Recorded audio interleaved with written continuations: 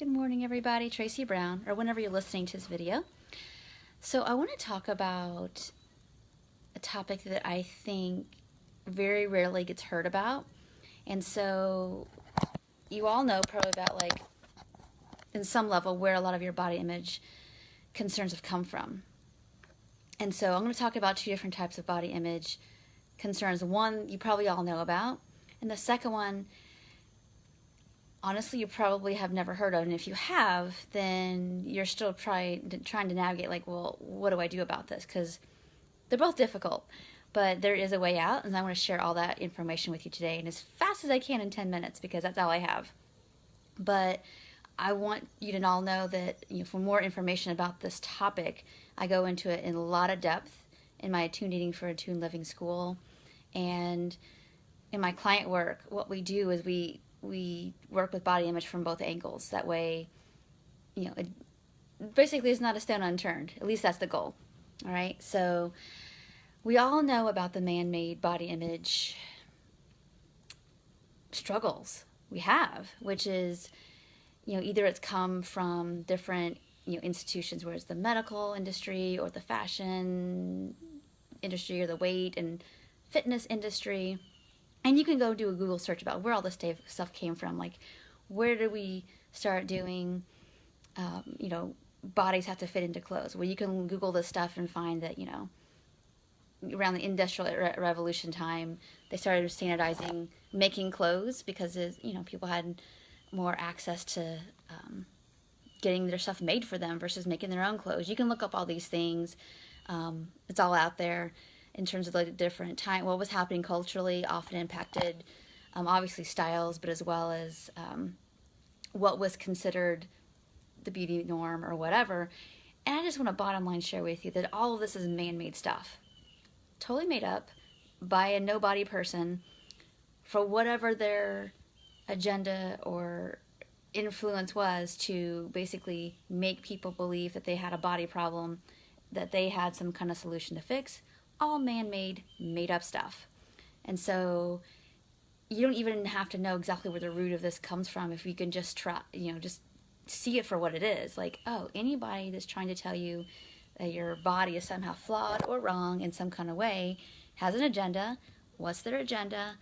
And actually, is it inherently true that there's just something wrong with you? And, you all know the answer. There's no. That doesn't mean that hasn't deeply impacted you, probably since you were a child. And it probably comes from the influences of your, surroundings that make it, difficult to, make peace with and let it go. And it takes a long time. It takes some time to heal those wounds of the 5 and the 10 and the 16 and the 20 and 30 and 40-year-old part of ourselves that was rejected or minimized or made them feel like they were too much or not enough. All that stuff from a body perspective has to kind of put out in the light and given what it needs, to heal. So you've got that level for sure.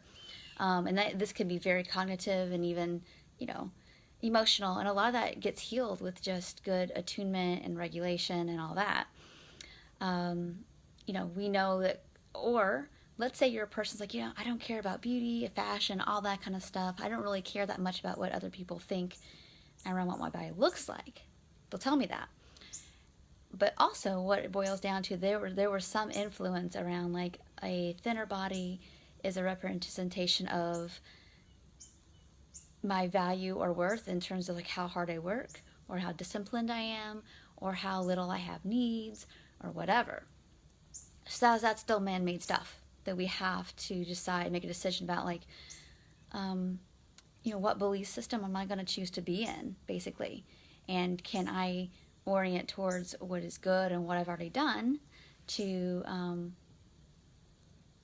be settled with versus my body size means, something about my internal, my character and all that kind of stuff. So that's body image stuff number one that people have to work through. I'm just kind of actually giving you some solutions as I'm talking. But number two is this other stuff that sometimes it's just not, it's not cognitive, it's hardly not emotional, it's very physical. And that has more to do with this neurobiological stuff, and it's so fascinating. And we are just kind of skimming the surface, really learning how this stuff works. But, we could be born with some genetic stuff. We can have some,